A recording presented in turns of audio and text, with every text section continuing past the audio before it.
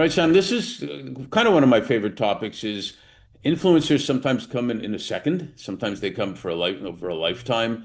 We all have probably a lot of influencers and the word influencer is even different these days. Also, that's another conversation on TikTok and all that stuff.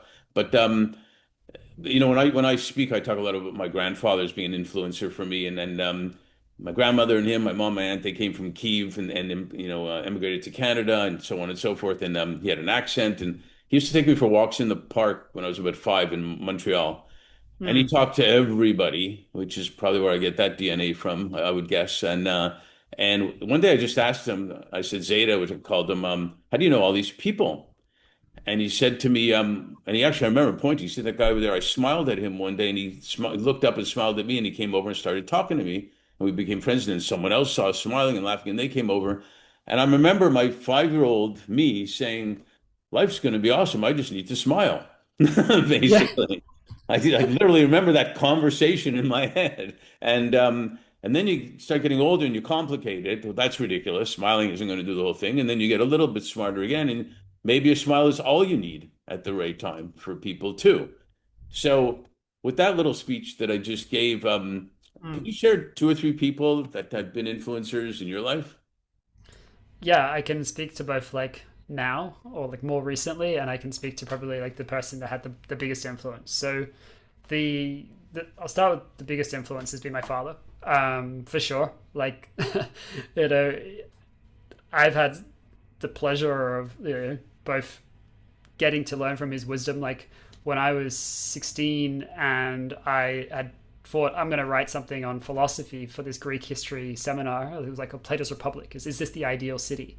So I remember him having this book, the Plato's Republic, and never actually really reading it. I was like, all right, I'm going to pick this up. And then I sat down and he's like, all right, I want you to go away and read book 7, which is called like the Simile of the Cave, which is like a search for knowledge essentially. And so I went away and I read it and I came back and we had this 2 hour conversation. That conversation really changed my life because it changed the direction of where I was heading. Suddenly I shifted from like, I want to be like diplomat or foreign affairs into like philosophy is amazing, right? And so that was really the start of like going in that direction. Beautiful. And so I'm very, very grateful, to have had that. But I've also had the appreciation of having parents who both, really supportive of whatever it is I've chosen to do. Like one, like my mom understands the work, which is even more profound in terms of that connection that we get to have. But even when I was shifting out of the academic realm, I remember a conversation with my dad where he was saying, "Oh, look, all I want is my kids to be happy. And if you said to me, I'm going to go join the circus, I'd say, okay, good luck." And it wasn't like in jest. It was just literally like he doesn't want to be the person who's coercing or forcing you to do anything. And the fact that I'd chosen to do this thing, which was related to his own profession, that's nice, but it's not his life. It's your life, so you choose what's going to make you happy. So I feel like that simplicity, but also just all of the experience of you know sharing that wisdom with my dad and with my mum, as well as that love of hospitality and hosting people. Like that's something which had a huge influence. Like my favorite things to do are having great conversations, often over a great bottle of wine, and to host people to cook for them. So that's probably the thing I'd say is the biggest influence growing up. But in more recent times, I would say there are two people. One was a man called Alok Apadarai, who has a company called Uplift Millions. And when I went to Alok's event, I think it's called Transcendence in 2023, I'd never met Alok, but there was a way that he showed up, heart-centered leadership, which just really spoke to me. And so from that blind trust, I went to his event, and that's where this new company and everything else started to emerge. So No. that played a really key role. And then he invited me to go to Antarctica, just because he sensed there was something within me. And then that completely changed my life because it introduced me to a circle of people who had been way more successful than me. But by the end of the ship, 10 days on Antarctica, I'd got to impact like 30% of the ship. And so that really took off, the company that I had.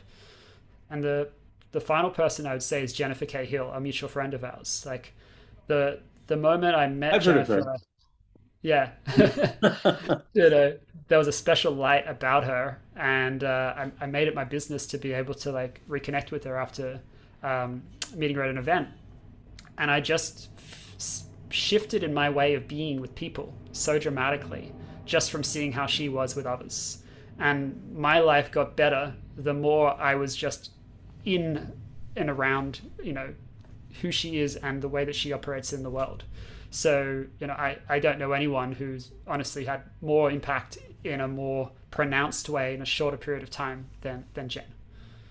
Yeah, she has a way about her. There is no doubt about it to make an impact. And I love what you said about your parents because even in our business, when we match people, great people with great opportunities and so on, and we always talk about how it impacts the family where the husband, the wife, the partner, whatever comes home and either says, "Oh man, my boss sucks, it's boring, it's this, it's that," and whatever, and the kids hear it and you're influencing them.